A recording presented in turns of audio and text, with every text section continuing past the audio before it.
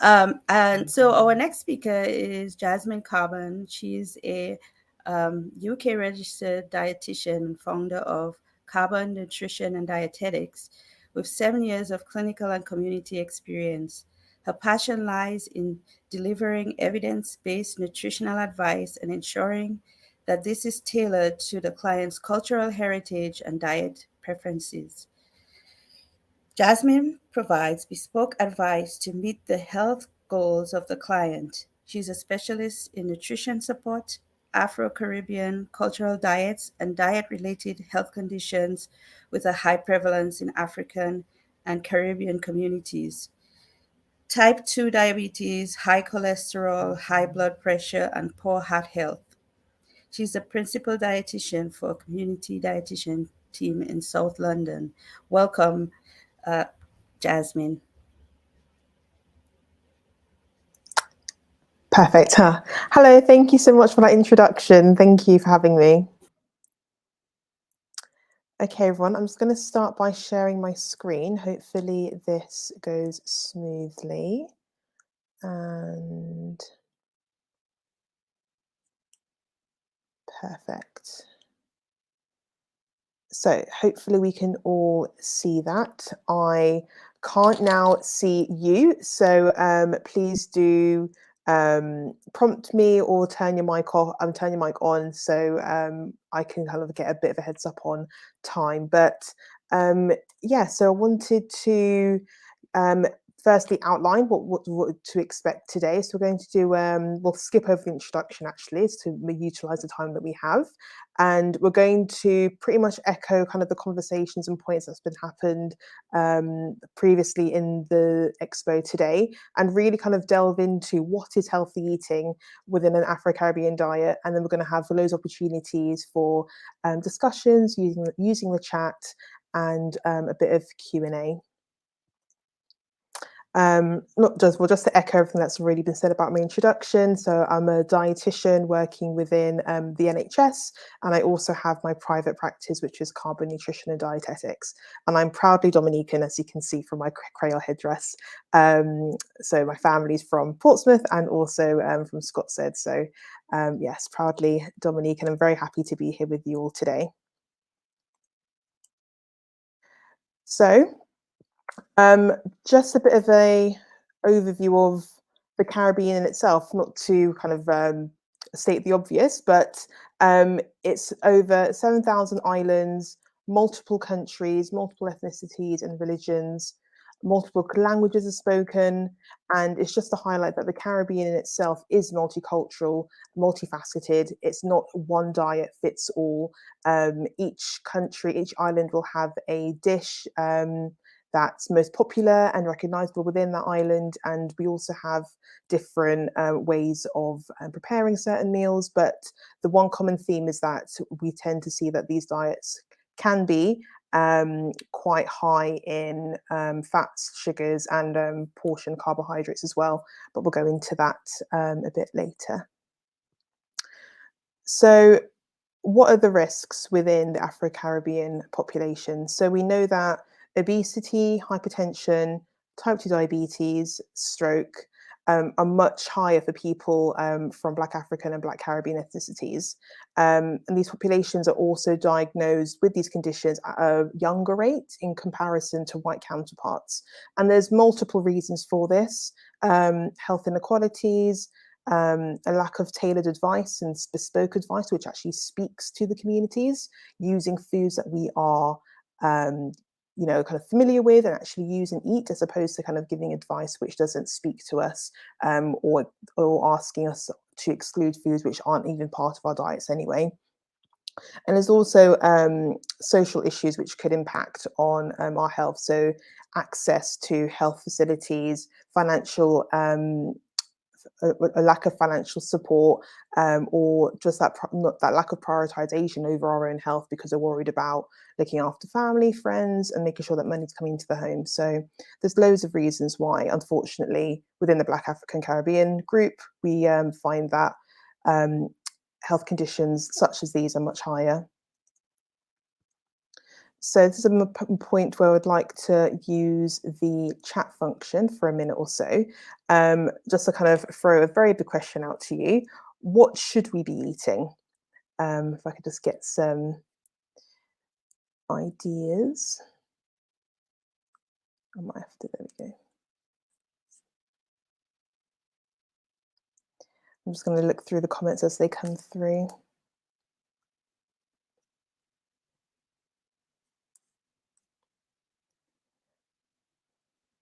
I think there's a bit of a lag, so that's probably why I'm not seeing it as they come through, but perfect, they're coming through now. Thank you. So we've got unprocessed foods, exactly. Perfect, plantains, yes. Dasheen. So we've got, yeah, a list of some nice ground provision coming through. Thank you. Vegetables, yes, exactly. So we've got kush, vegetables, fruits. Yeah, so foods which generally low in sugar, low in salt. Exactly. So what we're going to do for the next few minutes is looking at examples of those foods and how we can ensure that they are incorporated into our diets. All these foods being Caribbean foods. Protein, exactly, yes. Another really important part of a healthy diet. Oh. So some prompts that we've put here, so things like starchy carbohydrates, fruits and vegetables, sources of protein, so things like meat, fish, eggs, beans, and protein alternatives if someone wanted to follow a vegan diet. Sources of calcium are really important, not necessarily dairy, but in order to have a source of calcium is really important within our diets. And treats, I put that down there because not to say that, not for the nutritional quality, because treats tend to be high in salt, sugar, and fat, but more the social aspect of those foods. When we have gatherings, events, parties, there's no doubt going to be some sort of treat food there, be it cake, patties, coconut cheese, something that's going to be quite high in sugar or salt or fat. And they do actually have a place in our diet. We're trying to aim for a balanced diet. We're not trying to just exclude all these foods completely. So these foods can be enjoyed in moderation. Ooh. So this is a adaptation of something we have in the UK, which is called an Eat Well Guide. And some really close colleagues of mine created this. So they are from the Diverse Nutrition Association, and they've adapted this Eat Well Guide to make it more bespoke and personable for someone who wanted to eat a Caribbean diet. So as well as having things like things which might be processed, such as cereals there, within the carbohydrate groups, we've got things like yam, cassava, and breadfruit, foods which we know are or can be really integral within our diets. So just because it's in other kind of eat well guides, it may not be present. So the fact that it is present here, it depicts what sort of diet we can have to show that it is healthy. Someone mentioned protein as part of having a healthy diet, and we've got this section here. Also trying to eat a good portion of fruits and vegetables, dairy and alternatives, more so for the calcium and the iodine intake, and trying to keep oils and spreads to a minimum. So while this, if we could take it as a plate, this is kind of what we would want our plates to look like. So we want a good proportion of carbohydrates, yellow section, and trying to aim for a good proportion of variety of fruits and vegetables. Ideally, locally sourced, seasonal are going to be the better options, as opposed to going for things which might have been kind of processed to give it a longer shelf life. We want to make sure that we've got a good amount of protein within our plates as well, and ensuring that things like oils and spreads are included in our diet, but not necessarily kind of used overboard. So this can be depicted as an example of what we should have on a plate within each meal, or kind of what our meals should look like over the course of a week, because it might not be feasible to every day have a portion or with every meal have carbohydrates, or with every meal have some sort of protein. But as long as within the course of a week we're trying to get it balanced, that's the main thing. So first stop, starchy carbohydrates. So here I've just depicted a few examples of what we would class as a starchy carbohydrate. And these are the sort of things we want to try and base our meals around. So things like breadfruit, pumpkin, all our ground provisions, dasheen, cassava, edo, sweet potato. I've specifically said the white sweet potato because in the UK, I say sweet potato and everyone automatically thinks the orange one. But in the Caribbean, I know we like the white sweet potato is the one we're more familiar with. Also things like plantain, be it ripe or kind of more on the on the unripe scale, so more on the green side. And then things like ball dumplings, whether it's fried or boiled, trying to keep those to a minimum amount, and also things like roti as well. So these can all be part of a healthy diet, focusing more on the unprocessed types, being the ground provision, and rice. Where possible, trying to go for a wholemeal option or a basmati option because they actually have a gentler effect on our blood sugar control, as opposed to going for something like white long grain rice. Fruits and vegetables, we identified as that being something really important to have as part of a healthy diet. So it doesn't necessarily just have to be salads, things like chocho, okra, callaloo, jackfruit, sweet peppers, avocados, and also things like herbs and spices, which are the kind of basis of all our cooking. These have really strong and beneficial aspects to our health. And are often used in kind of curative or preventative teas, drinks, and seasonings to make sure that we are trying to get as much vitamins and minerals from the foods that are naturally exposed and available to us. So just a few more examples. Much of these can be made into teas, as I mentioned, things like or into drinks, which can have its health benefits, but it's just make sure we're not adding sugar into those drinks because that's where it goes from being quite a healthy drink or fruit to a not so healthy drink. So this is more for people, I guess, if we're residing in the States or the UK where we're having access to fresh ackee, jackfruit, callaloo is really, really difficult. So what we tend to see is that these foods are processed, packaged and tinned. While these can offer some sort of nostalgia and an opportunity to have these foods, these should really be kept to an absolute minimum and if possible avoided because these tend to be, as we can see from the ingredients, they all have salt added into them. So that can increase our risk of high blood pressure.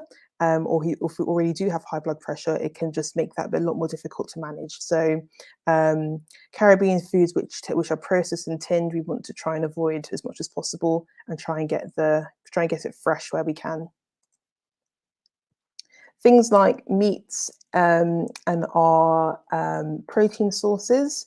So we've got examples of fish, which being in the Caribbean or being on the Caribbean island is in abundance, where we can steam our fish would be a much better approach to cooking as opposed to frying it, because that just adds an additional layer of oil.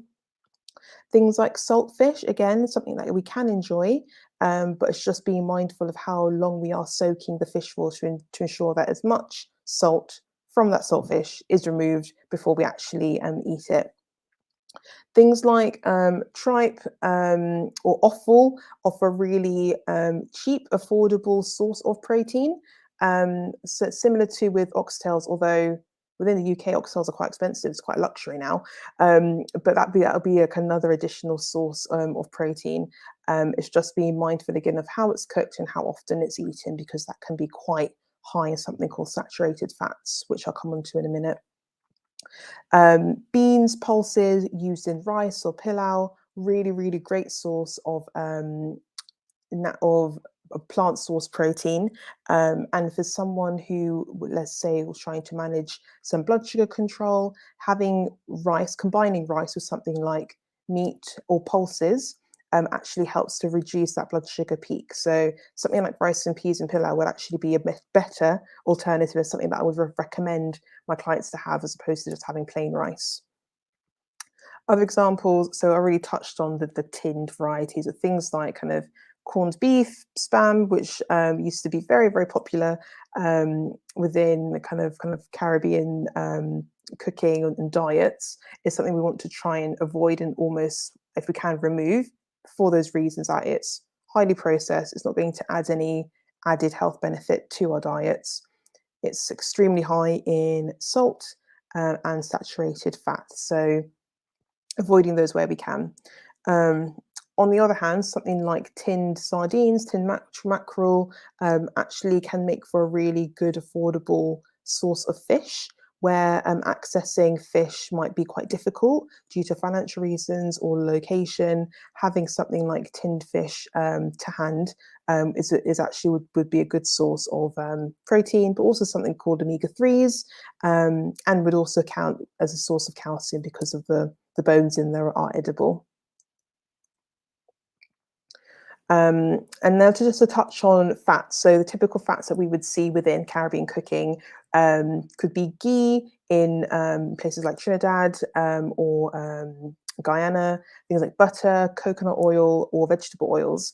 So where we would want to try and, if we are using oils in cooking, we want to kind of steer more to the vegetable oils as opposed to the butter, ghee, and coconut oils, simply because these three would be a saturated fat, and we know that saturated fats are not good for our heart health, whereas vegetable oils, it could be sunflower, it could be rapeseed, it could be avocado oil. Those oils are much, much better and have heart protective properties. I have seen and I have heard and have had conversations on the kind of arguments of butter versus coconut oil in terms of cooking. They are much more stable at higher temperatures in comparison to, say, olive oil, but they are both still saturated fats. And in terms of your heart health, butter and coconut oil would act the same under heat. So want to stay kind of away from saturated fats and go more towards the unsaturated fats, being vegetable oils and avocado oil.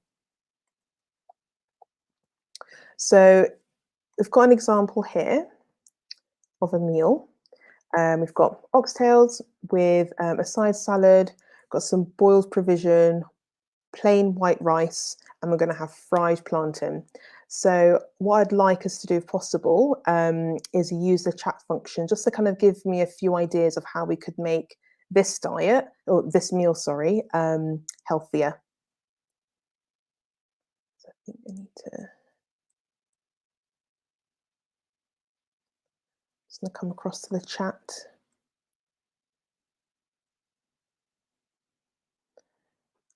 So I just wanted to get a few ideas on how we could tailor this meal to make it a little bit healthier. So would we keep the oxtails? Is there a way that we would maybe cook the oxtails a bit more differently? Would we keep the plantain fried? Would we reduce the portion of anything here or increase the portion of anything? Lovely. So we've got some examples here. So we've got used brown rice instead of white rice. Lovely. And perhaps bake the plantain as opposed to frying it. Or completely swap to green plantain. Exactly. Yes. Cook the oxtail with vegetable oil.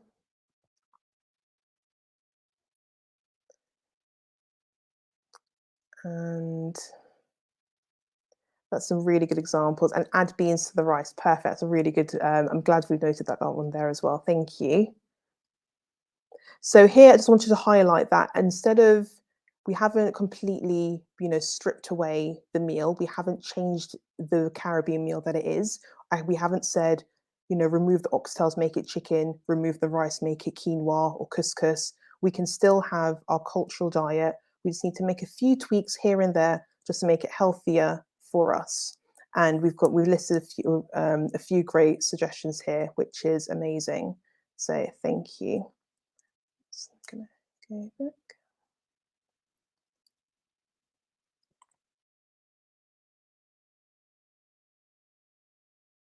Oh, and then cooking methods wise. So some things I wanted to highlight within kind of Caribbean cooking that could be done to make meals and the meal itself healthier.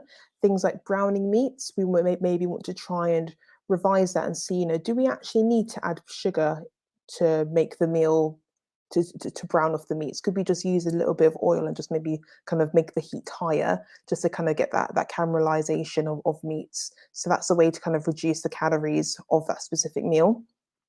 Where possible, grilling our foods, trying to avoid those grilled foods to get too much burnt bits on them, because we know that foods which are burnt or are excessively barbecued are a source of toxins in the form of carcinogens. So we want to try and minimize the amount of burnt kind of or grilled foods on our barbecued foods, keeping things to steaming or even air frying as a much healthier cooking method.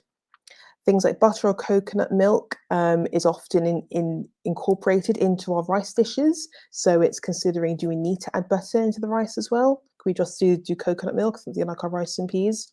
And we are using coconut milk. Are we removing the fat layer from the coconut milk, or are we adding it all in? So those sort of things to think about and ways we can try and reduce any added fats into meals that we're cooking. Salt. So this is something that I have loads of conversations with my clients about and ways to try and reduce that.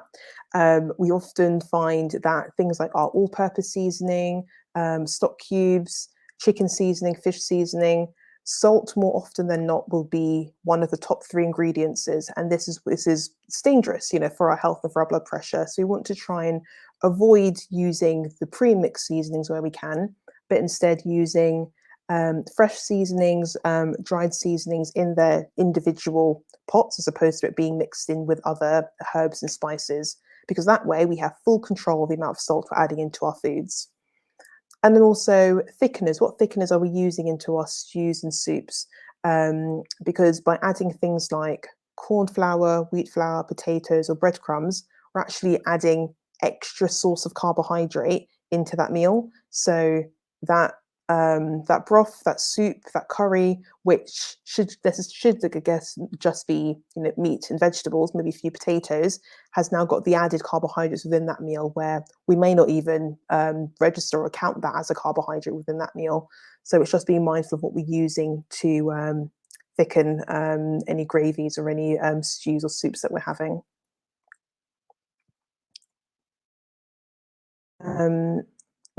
So I wanted us to use a chat again to maybe discuss any misconceptions around nutrition that might be within the kind of Caribbean community, but I'm just mindful of time, so I might skip on this, but something that we can maybe talk in the function in the within the expo later on.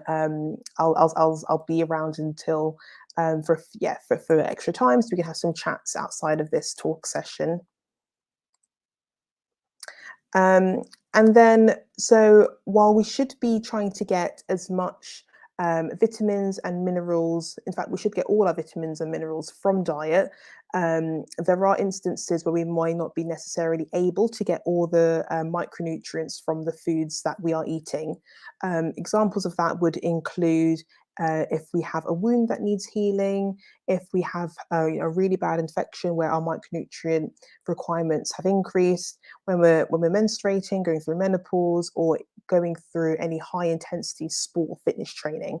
So in those instances, we might need to rely on a short term on additional supplements.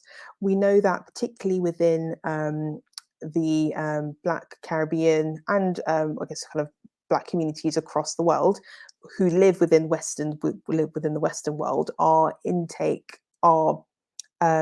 vitamin D status is particularly low. The sun's strength isn't strong enough, particularly in the UK. We do not get enough sun here. So vitamin D supplementation is something that we would definitely need to ensure that our bones stay strong, to help us support our immune system, to help us support our mood. There are also a number of supplements which we may not necessarily get if we were to, for example, omit dairy from our diet. There's a risk that we might be low in calcium and iodine. unless we are fortifying this through having dairy-free alternatives, or unless we're having things like sea moss, which can be a source of iodine. We can get calcium sources from things like callaloo, kale, dark green leafy veg, and also things like I mentioned, like sardines and small fish, whitebait, where the bones are edible. But like I said, where in moments where our requirements are particularly high, it's important that we try and ensure that we are supplementing those micronutrients. This is where Afro Health came in, which is a supplement brand that do offer these supplements tailored to people from Black Caribbean groups, Black African groups, to ensure that we are getting the supplements and the microvitamins which we need. So it's just a summary slide now, again, just to highlight that we can eat and should eat a healthy, full, complete diet with foods which are integral and familiar to us and our culture. We don't need to cut out or omit these foods to have a healthy diet. In fact, we should try and incorporate these foods even more for us to have a healthy diet. And that's by having whole foods, whole provisions, foods which are processed minimally, and foods which are local and seasonal. And that's the end of my talk.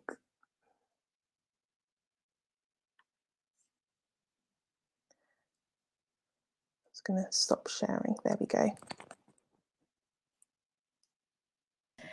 Thank you very much, Jasmine. Thank you very much. Everyone, can we do a round of applause for Jasmine in the chat? Tell her thank you very much for an excellent presentation on how we can incorporate lifestyle and diet. I want to just add a few things, Jasmine, that you mentioned. I love that you talked about canned foods. And I want everyone to know that, yes, because we live on an island, you know, we have things shipped to us. And preservation of food was key for things that we don't necessarily grow on the island. And we grew up eating canned foods very often. You talked about the spam, you talked about the corned beef. I would say, think of these things as they shouldn't be in your diet. They're not really food, they're very processed. They have high amounts of preservatives. And if you think about a preservative is used to preserve food. When you eat those things, what do they do to your body? They preserve you. And that's why you have statistically, when we die, our bodies don't degrade naturally like they used to because of the high levels of preservatives in our foods. So be very aware of processed foods, especially canned foods. I know Shamla just mentioned that Pauline does not use any canned foods because of what's in the foods. And BPA lining is something that is very toxic. And if you think of it's a can and the food is sitting in there and it's actually over time, what's happened? It's diffusing into the food. Seeping into the food. So you're not only eating the food, you're eating the preservatives and you're eating the BPA lining. So be very, very cautious on eating preserved and canned foods. The other thing I want to mention is you talked about the plantains. Love that you talked about how can you utilize different methods, cooking methods in having your plantains. We all love our plantains. If you were to tell a West Indian they can't eat a plantain, I don't know how they're going to take it. So you have to figure out how can you make your plantains healthy. And we've actually added in our Guy's Essence booth a link to our magazine with all our healthy plant-based recipes and all the recipes that are there, because I'm plant-based and everything that I cook is Caribbean. I have my couscous, my dashin, I have my breadfruit, everything is in my freezer. But because you want to incorporate your foods, you have to figure out a way to be creative. So reducing your processed oils, if you can do little to no oils and sugars. I think you mentioned that and I want to reiterate it. Sugar is toxic. It really is, especially white sugar. And so if you are consuming processed foods and you're not aware of how much sugar and salt you're taking in, just know that you're taking in more than you should. So if you're going to do sugar, try to, one, eliminate white or brown sugar, because remember, brown sugar is white sugar with added back molasses in it. So you want I was going to say that. Thank you. Yeah, they're both just as bad. Your blood sugar will still go up. So you want to do stuff like maybe agave or honey, or you can do coconut palm sugar. So very simple things, but stay away, or sugar in the raw. So it's just evaporated cane juice. So try to stay your best away from refined sugars. I know we love our passion fruit juice, we love our guava juice, we love our cherry juice. Try and make those things without sugar. If you can enjoy them kind of like a flavored water instead of sugar, what you're doing is not only you're reducing your sugar levels, but you're also letting your kids know that yes, they can enjoy these things, but they don't have to be laden with sugar. Okay, so Jasmine, this has been an amazing experience getting to know you, working with you pre-event, and I thank you again. And to everyone, just know that we'll have all of Jasmine's materials, her presentation, and she has also recipes, special recipes that she made for you in her booth. So visit Jasmine's booth, visit the Guy's Lessons booth, visit DAHEI, visit all the booths, because that's where you're going to learn about more about healthy living and healthy nutrition. We're going to play something very special for you. Jasmine actually created this beautiful video where she takes one of her clients on a journey on preparing healthy foods. So sit back and enjoy.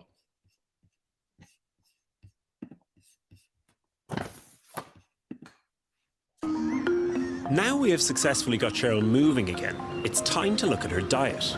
Ideally, a variety, so I'm going to get a red and a green. And if we can find an orange as well. I've asked nutritionist Jasmine Carbon to work with Cheryl to find healthier ways of enjoying the foods she loves. Can we get 2 chicken thighs and leg, please? Can you remove the skin, please? Yeah. Today, they will be cooking leaner, low-salt versions of fried chicken and curry. Thank you. Just ask pause there. So the reason why I asked the butcher to remove the skin there was a way to reduce the fat from the dish here. And I know some people don't like to touch raw meat or don't like to necessarily kind of remove chicken. So I thought, remove the skin, sorry. So I thought at this point it's probably a great opportunity to ask the butcher, let's get the skin off it. Let's make from the beginning this meal as healthy as possible. Thank you. So we're now looking for seasonings. It's important to look at the ingredients list, especially for salt, to see how far down that is. Yeah. If it's in the kind of the top 3, top 4, then that means plenty. Yeah, exactly. Fried chicken especially is Cheryl's absolute fast food go-to, so Jasmine's version will have to be pretty special. As you can see, we've taken off the skin. Yeah. And we've also removed all the visible fat. Without the skin, is it not going to ruin the flavour? Definitely not, and I think you'll even see that the flavour's probably even better. Really? Because you're not going to have the skin there to hold in all that grease.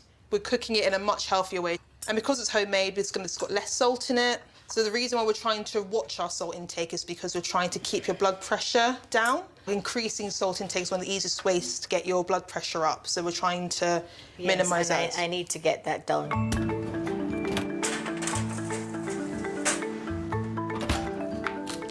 It's like an arm workout. So a lot of dietary advice that we receive in European countries tends to be quite Eurocentric. So they're encouraging us to eat a lot of Mediterranean diets or Swedish diets. So it's important that we make sure that the advice that we are giving to people includes the foods which are traditional within our cultures. Oh my gosh, how are you doing this one? This is so hard. I was having an easy job. Yes. Oh my gosh. For example, an Afro-Caribbean diet is sometimes associated as being quite unhealthy, but by looking at our seasonings that we use to try and reduce our salt intake, by looking at the cuts of meat that we're using and our cooking methods, we can actually make our diets just as healthy as any other diet in Europe.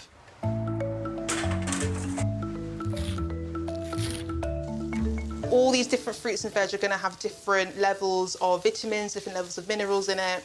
Mm-hmm. And if you want to try and get everything that we need, the best way to do it is to try and eat a variety of colours of fruit and veg in our diet. Okay, this is looking great. So probably ready. So what we're doing here, we're just frying off some onions and sweet peppers to make a base of a chickpea curry.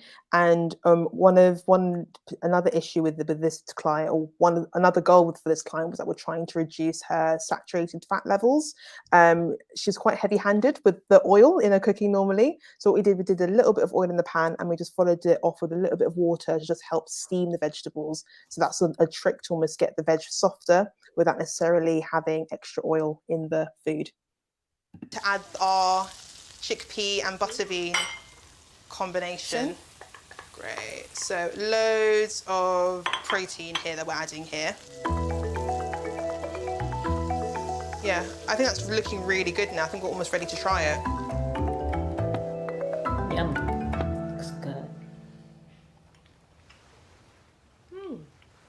I really like the butter beans with the chickpea. And now for the main test. Let's try our fried chicken alternative. So, see, it's crispy still. And all that crisp without an ounce of oil. Yeah. Yes. But I still want me salt. Oh, Cheryl, you're kidding me. Your taste buds will get used to it. I hope so. But strange enough, Can you pause that there again, if I sorry? eat this, So just on the topic of our taste buds will get used to it. This is something which I always tell my clients. So we're used to a certain level of salt and sugar within our diets. I would never kind of automatically say, okay, completely cut it out, because you will taste the difference instantly, and then you'll revert back to having a really high salt or high sugar diet. Slowly wean yourself off. It might be 1 less teaspoon of sugar in your drinks. It might be switching to having less sweets in your diet. But yeah, slowly weaning yourself off. That's the best way to reduce your sugar and your salt intake. Thank you. with me bits of potato. Okay. That's sort of, Extra flavour. yes. Good, I'm glad. Yes, yes, yes. I'm glad I converted you. I can work with it. I'm so happy, I'm glad. Beautiful. Thank you. So do you have anything you'd like to say, Jasmine, as we wrap up this session? I guess so there's no final points. I think this video kind of summarizes and gives quite a few examples of what I said and how we can put that into practice. I do have a few resources within the Expo box, so please do go and look at them. I also am offering a free 10-minute consultation to anyone who has come through this Expo today, and please do share with your friends and family. So it could be that we have a WhatsApp one-to-one conversation, or we could arrange a video call. But yeah, more than happy to have an individual chat with anyone within this Expo, but also kind of leaving it today. Oh, beautiful. Thank you again.